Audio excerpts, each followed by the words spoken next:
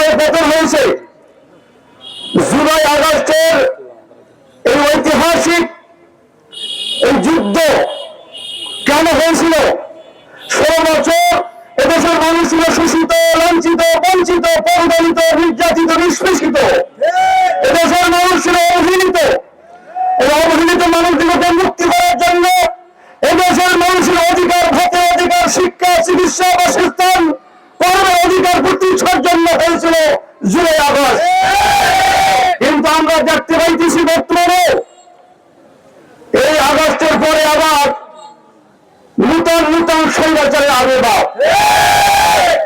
সন্ত্রাস বন্ধ হয় নাই, দুর্নীতি বন্ধ হয় নাই, খুন গুম বন্ধ হয় নাই, সুদ ঘুষ বন্ধ হয় নাই, রাহাজানি লুণ্ঠন বন্ধ হয় নাই।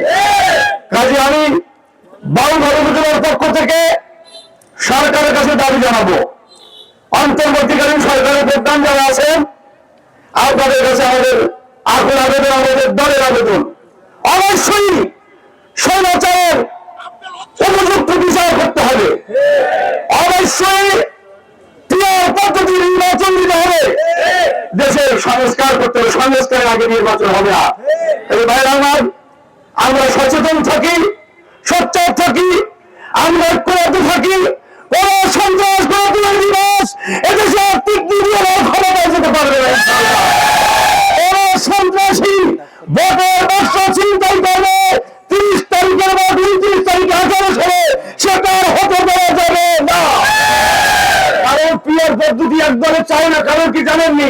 পিয়ার পদ্ধতি হইলে যারা 1% ভোট পাবে তারা 3% পাবে। আমাদের ভোটের পার্সেন্ট অনেক, কিন্তু আমরা পিয়ার নেতাকে আমরা কোনো আসন পাই না। 50% মানুষের সমর্থন পেয়ে আরো 50% মানুষের শাসন চাপিয়ে দেয়। এই জন্য আমাদের দাবি থাকবে পিয়ার পদ্ধতি নির্বাচন দিলে ইনশাল্লাহ আমরা অনেক আসন পাবো, এদেশের সংসদে যেতে পারবো, অন্যের বিরুদ্ধে জাতীয় সংসদে কথা বলতে পারবো। ইলিশ কাপ্পি, আপনি কিন্তু 16 বছরে বাংলাদেশের মাটি চোখে দেখেন নাই। এই বাংলাদেশের মাটি চোখে দেখার সবচেয়ে বড় অবদান এই জুলাই বিপ্লবের এই সনদে আমি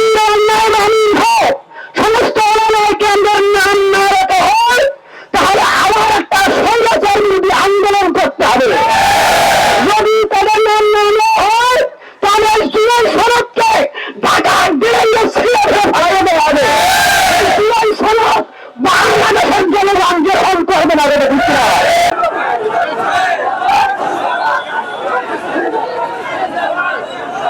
বাংলার জমিনে জুলাই অনুষ্ঠিত হবে ইনশাআল্লাহ। এইসব চরমনের নাম ব্যতীত জুলাই সনদ বাংলার জমিনে বাস্তবায়িত করতে দেওয়া হবে না, হবে না, হবে না ইনশাআল্লাহ।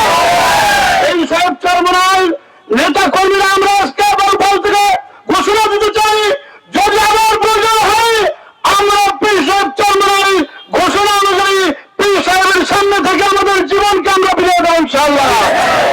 থেকে আমাদের জীবন বিলিয়ে দেবো, বাংলা থেকে আমাদের জীবন বিলিয়ে দেবো।